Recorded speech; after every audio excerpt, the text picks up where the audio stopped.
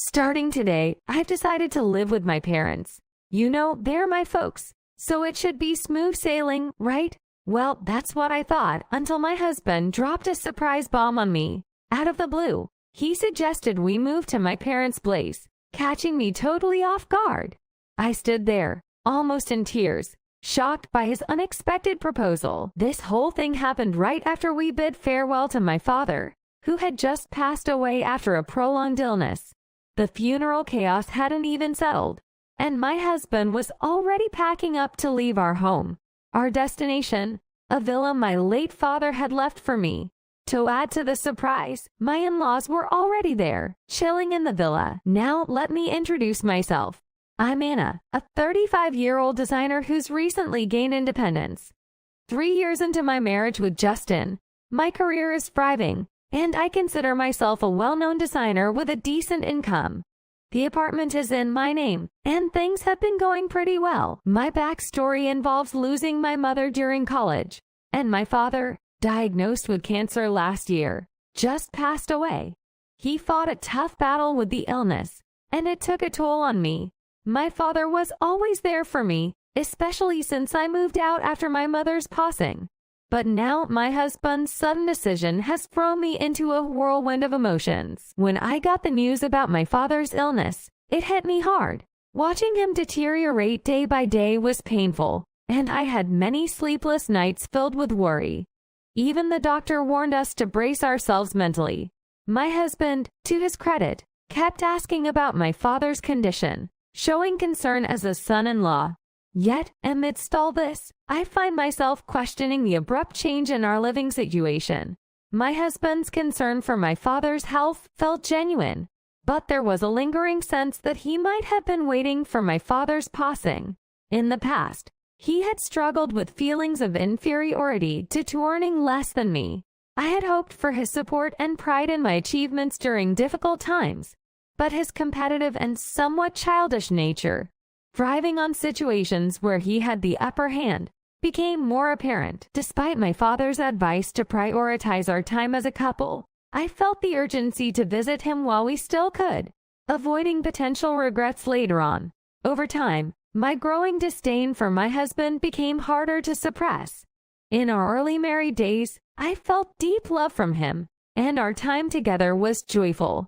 However, insensitive remarks about my father's illness and a noticeable transformation in his demeanor left me struggling to accept this change. Working from home, my husband insisted that having someone around distracted him.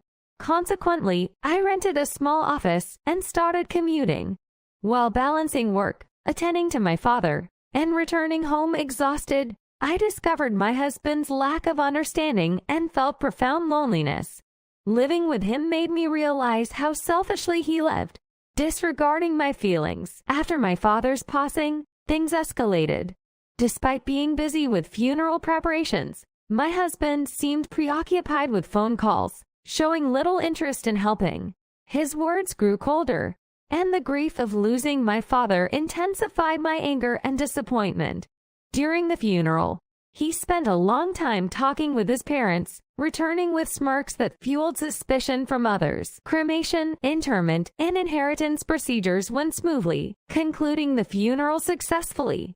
Then, out of the blue, my husband suggested living with my parents from that day forward, casually stating, "They're my parents, so it shouldn't be a problem, right?" Shocked by this unreasonable proposal, I couldn't stay calm. Fueled by grief, I strongly opposed the idea, emphasizing the lack of spare rooms in our apartment and the significance of the villa inherited from my father, which held cherished memories. However, my husband seemed indifferent to my feelings, continuing to make selfish demands. I wanted my husband to understand that living in the villa would be challenging, but he seemed unresponsive. His parents had already terminated their apartment lease and decided to move to the villa. It appeared they had arranged the move during my father's funeral, likely attracted by its spaciousness and tranquil location. Their move was in progress, leaving no room for objection. Every time I expressed my opinion, my husband showed clear displeasure. He accused me of thinking only about myself, citing my frequent absences due to my father's illness and sudden calls. His words were cruel, and I felt my world darkening.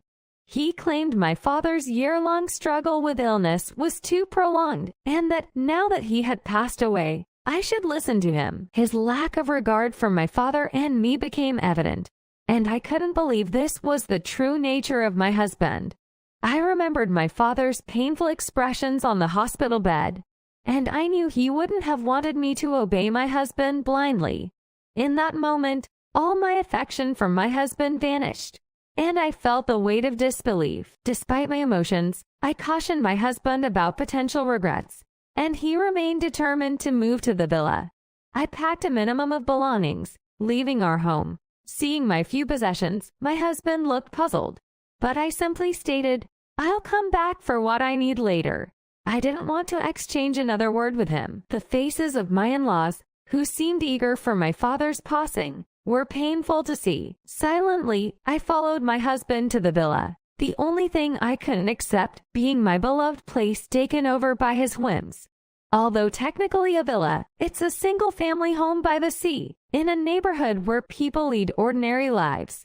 Conveniently accessible from the city center, it's valuable and holds childhood memories for me. Arriving at the villa, I discovered my in-laws already inside.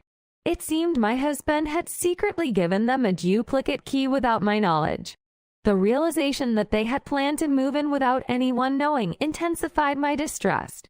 As I glanced around, my in-laws' eyes shone with anticipation, and the sturdy furniture chosen by my father was arranged in a slightly different European style, likely to my mother's taste.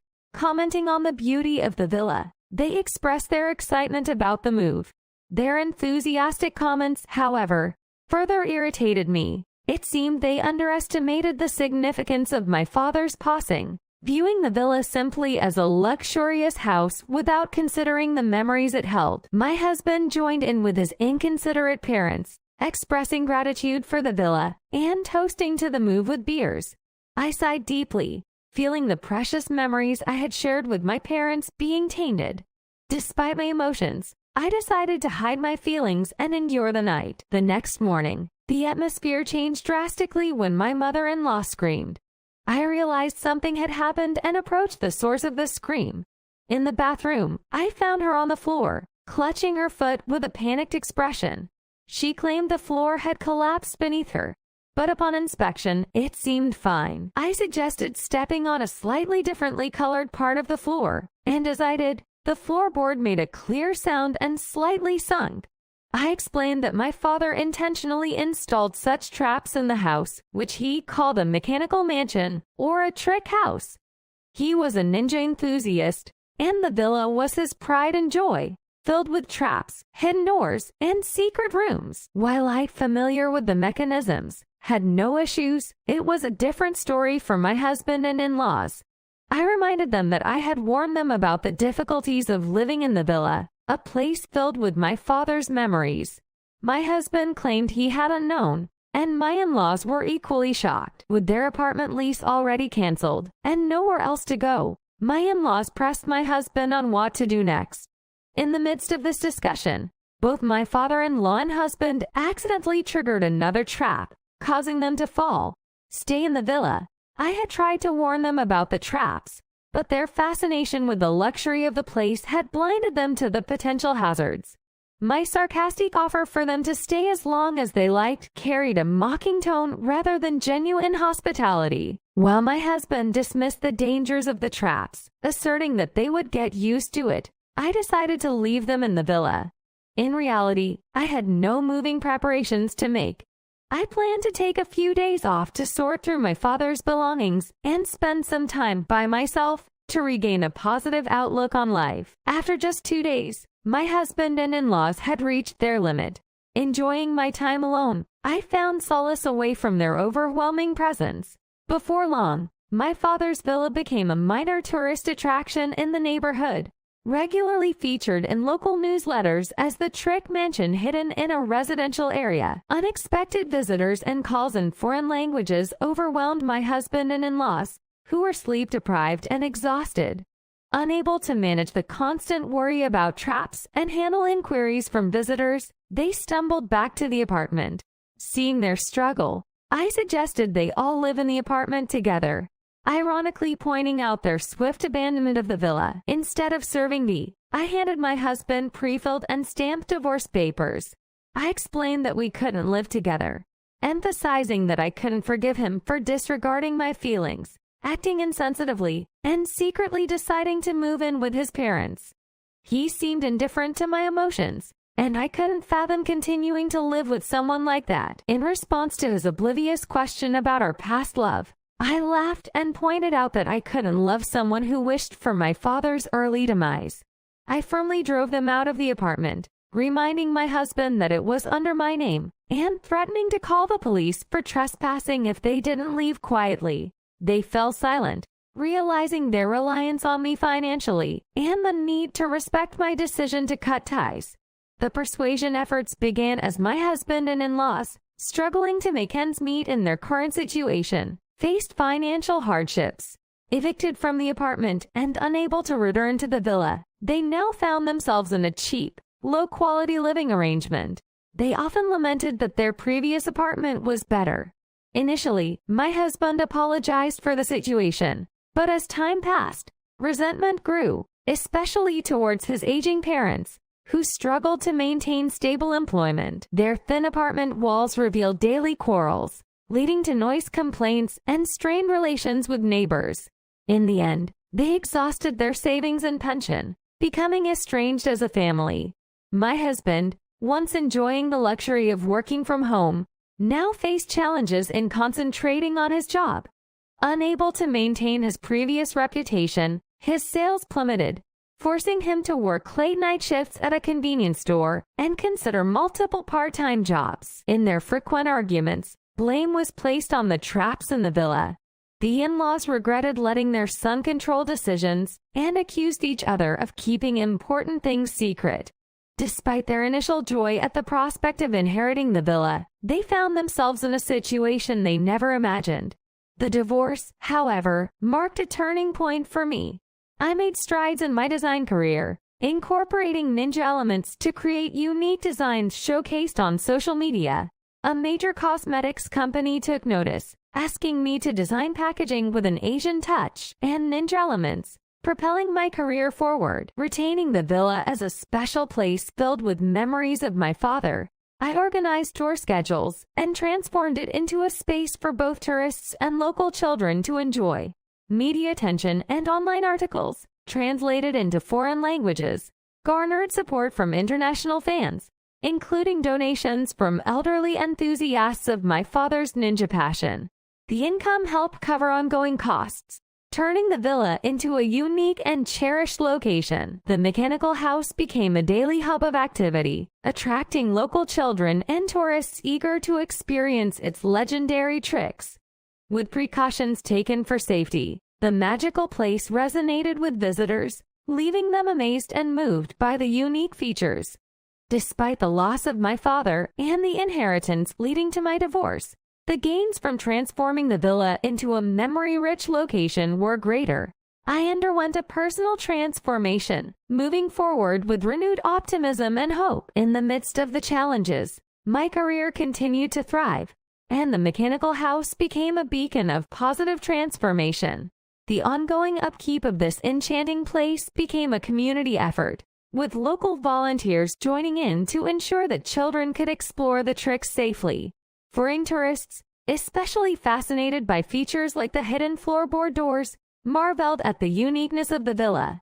Their enthusiastic comments and support added to the growing global recognition of the mechanical house. Media exposure expanded, and online articles in foreign languages further fueled interest, turning the villa into a symbol of cultural integration. The support from international fans, some even contributing from distant corners of the world, showcased the power of shared passions. The mechanical house became a bridge connecting people across borders, fostering a sense of unity and appreciation for cultural diversity. The success of the villa's transformation extended beyond its walls. The income generated not only covered ongoing costs, but also enabled me to give back to the community. I initiated educational programs for local children, teaching them about the history of ninja culture and the art of design. The villa became an educational hub, inspiring creativity and curiosity among the younger generation. As time passed, the villa's legacy grew, and it became a must-visit destination for enthusiasts of ninja history and design aficionados alike.